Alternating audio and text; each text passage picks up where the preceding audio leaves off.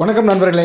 மதராசி படம் வந்து பார்த்தீங்க அப்படின்னா 5ஆம் தேதி ரிலீஸ் ஆச்சு. இந்த படத்துக்கு ஆரம்பத்தில் வந்து பார்த்தீங்கன்னா நிறைய பாசிட்டிவிட்டியான ரிவ்யூஸ் எல்லாமே வந்தது. ஸோ படமும் வந்து பார்த்தீங்க அப்படின்னா ஓரளவுக்கு நல்லாவே இருக்குன்னு சில பாசிட்டிவ் ரிவ்யூஸ் வந்தாலும் ஜென்ரல் ஆடியன்ஸ்க்கு இந்த படம் பெருசாக கவரல. அதே நேரத்தில் வந்து பார்த்தீங்கன்னா ஃபேமிலி ஆடியன்ஸும் இந்த படத்துக்கு பெருசாக இன்ட்ரெஸ்ட் காட்டல. பட் இருந்தாலும் வந்து பார்த்தீங்கன்னா ஒரு ஆக்ஷன் மூவியாங்கிறனால வந்து சின்ன பசங்கள்லேருந்து கொஞ்சம் பெரிய ஆட்கள் எல்லாருமே இந்த படத்தை கொஞ்சம் விரும்பி பார்த்தாங்க. பட் இருந்தாலும் இந்த படம் 180 கோடி போட்டு இந்த படம் எடுத்திருக்காங்க.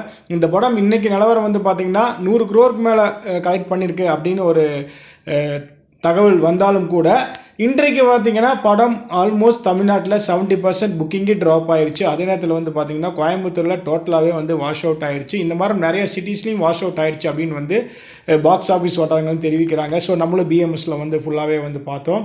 ஸோ இந்த படத்துக்கு ஏன் இப்படி ஒரு புக்கிங் வந்து ட்ராப் ஆகுது அப்படின்னு சொல்லி வந்து பார்க்கும்போது பெருசாக ஃபேமிலி ஆடியன்ஸோ சிவகார்த்திகேயனாலே ஒரு ஃபேமிலி ஆடியன்ஸ் அப்படிங்கிறது நம்ம எல்லாருக்குமே வந்து தெரியும். பட் அப்படி ஒரு ஃபேமிலி ஆடியன்ஸாக கவர்ற அளவுக்கு இந்த படத்தில் ஒன்றும் இல்லை அப்படிங்கிறனால தான் வந்து பார்த்திங்கன்னா அதிக அளவில் கூட்டம் இல்லை அப்படிங்கிறதுக்கான ஒரு உண்மை நிலவரம் வந்து சொல்கிறாங்க. இவருடைய முந்தைய படம் அமரனாக இருக்கட்டும், டானாக இருக்கட்டும், டாக்டராக இருக்கட்டும், இது எல்லாமே வந்து ஃபேமிலி ஆடியன்ஸை பெருசாக கவர்ந்துச்சு. பட் மதராசி கவர்றதுக்கு தவறிடுச்சு. இதுதான் நிதர்சனமான உண்மை.